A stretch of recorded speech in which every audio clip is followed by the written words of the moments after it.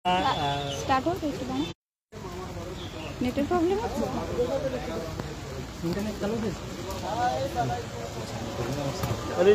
বলো। আজকের আমরা 2022 স্টেট পাস পূর্ব মেদিনীপুর জেলার পক্ষ থেকে আমাদের চেয়ারম্যান সাহেবের সঙ্গে ডেপুটেশন ছিল।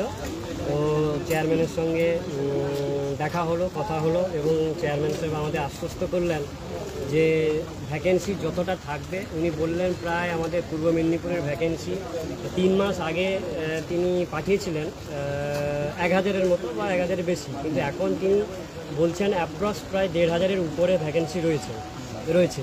তো আমরা রিকোয়েস্ট করলাম স্যারকে যে স্যার যাতে ভ্যাকেন্সি না কাটা হয়, আমাদের পূর্ব মেদিনীপুরে যতটা ভ্যাকেন্সি আছে ততটাই যেন পাঠানো হয়। উনি অ্যাসিওর করে বললেন যে অবশ্যই আমাদের পূর্ব মেদিনীপুরের যদি টিচার বাড়ে তবেই তো আমাদের স্কুলগুলো উন্নতি হবে, যতটাই ভ্যাকেন্সি থাকবে ততটাই আমরা পাঠাবো, এটা নিয়ে কোনো ব্যাপার নয়। আর আমরা এটাও জানতে চাইলাম যে আপনাদের কাছে সেন্ট্রালি কি কোনো খবর আছে যে কোনো আপডেট, আমাদের যে ইন্টারভিউ নোটিশের কোনো আপডেট। উনি বললেন এইটুকু যে তেমন কোনো নেই, তবে পুজোর আগে নাকি খুব প্রবল সম্ভাবনা আছে আমাদের নোটিফিকেশান আসার। তো উনি এইটুকুই যা বললেন, আর সবটুকুভাবে আমাদের পাশে থাকার আর আর আমাদের বললেন আন্দোলনটা এইভাবে চালিয়ে যাও। আর এইটুকুই সব কিছুভাবে আশ্বাস দিলেন যে ওনারা আমাদের পাশে আছে। বলো, আমি তো বলবো, দাদা কিছু বলো। কিছু বল। সবাইকে অনুরোধ করবো 19 তারিখ আমাদের যে মিছিলটা আছে সবাই যোগদান করুন। অবশ্যই আমাদের যত শক্তি বাড়বে ততই সরকারের উপর চাপ থাকবে, সরকারও ততটা বাধ্য হবে এক ধরনের। তো আপনাদের সবাইকে অনুরোধ করবো আপনারা অবশ্যই 19 তারিখ আসবেন। আমি আর কি বলবো, এই ভিজে ভিজে এখানে আসতে হয়েছে, এতক্ষণ ভিজে ভিজে আমরা দাঁড়িয়েছিলাম। কত কি ভ্যাকেন্সি রিলেটেড রয়েছে সেগুলো জানিয়েছে এবং পুজোর মধ্যেই সব কিছু ক্লিয়ার করে দেওয়ার চেষ্টা রয়েছে, যে পুজোর মধ্যে ইন্টারভিউ নোটিশ দেবে এরকমই সম্ভাবনা রয়েছে। সকলকেই 19 তারিখ আসার জন্য অনুরোধ জানানো হচ্ছে। তোমরা এসে যোগদান করো। ঠিক আছে, আচ্ছা যে কোনো একজন ধরো দেখি, আমি একটু বলে দিই। আমি দেখতে পারবো। হ্যাঁ ধরো।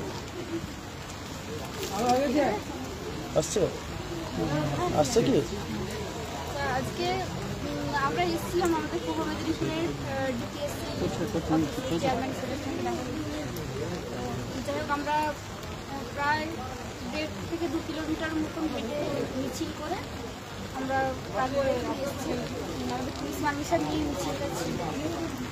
মূল উদ্দেশ্য ছিল স্যারের সঙ্গে দেখা করা আর স্যারকে রিকোয়েস্ট করার যে যাতে আমাদের জেলা থেকে ভ্যাকেন্সিটা যাতে একটু বেশি কালেক্ট করে পাঠান, সেটা আমাদের রিকোয়েস্ট ছিল স্যারের কাছে। আর যাতে গৌতম পাল বাবুর কাছে যাতে উনি আমাদেরকে বলেন যে তাড়াতাড়ি আমাদের রিকোয়েস্টটা দিতে। তো এই সমস্ত বিষয়গুলো ছিল। স্যার তো আশ্বস্ত করলেন যে পুজোর আগে আশা করছি আমাদের নোটিফিকেশান হয়তো বেরিয়ে যেতে পারে, সেরকমই পজিটিভ বার্তাই দিবেন। তো বাকিটা দেখা যাক, বাকিটা সরকারের হাতে, ওনাদের হাতেও সেরকম কিছু নেই, এটাও ঠিক কথা। আমাদের কর্মসূচি লাগাতার করতে হবে। আমাদের আন্দোলন কর্মসূচি যেগুলো চলছে জেলায় বা স্টেটে, আমাদের যে কর্মসূচিগুলো চলছে প্রত্যেককে রিকোয়েস্ট করবো কর্মসূচিগুলোতে যোগদান করার। আর সেই কর্মসূচিগুলো আপনারা ছাড়া তো হবে না, আপনাদের জন্য কর্মসূচি রাখা, চাকরি পেলে আপনারাই পাবেন, তো আপনাদেরকে আসতে হবে। আগামী 19 তারিখে 2022 স্টেটদের পক্ষ থেকে যে কর্মসূচি ডাক দেওয়া হয়েছে সেই কর্মসূচিতে প্রত্যেকে যোগদান করুন, এটাই বলার ছিল।